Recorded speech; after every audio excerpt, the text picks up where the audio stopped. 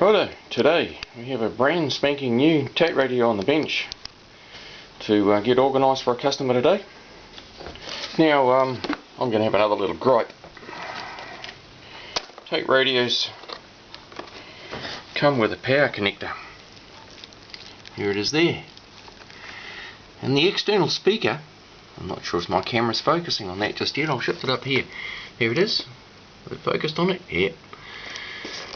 Okay, now the external speaker for this particular type of radio, here it is here. Comes complete with a wiring loom, and on the end are two tiny little pins. Now these are JST style crimp connectors. They're miniature, and these go up the inside of this connector. I'm trying to do this one-handed, of course, up between the positive and the negative, because there's actually 4 holes in this connector. Now, interestingly enough, this miniature JST type connector is used by others as well. It's used in the modelling industry for servo connectors, and Motorola have a similar connector that goes into the back of their radio. There's the part number for it there, and it has a tiny little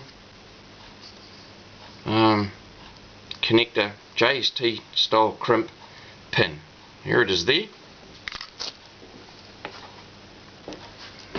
This is the Tait version. They supply you with a couple of these in the, I'm not even sure if it's going to focus on that.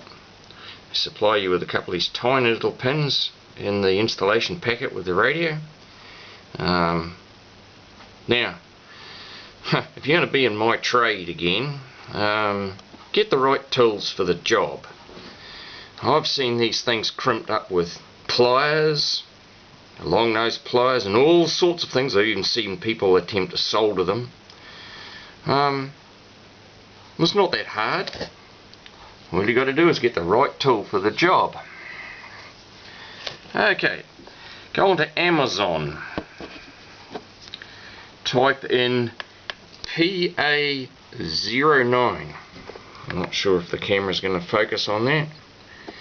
PA-09, Papa Alpha 09, and order yourself from Amazon a pair of these.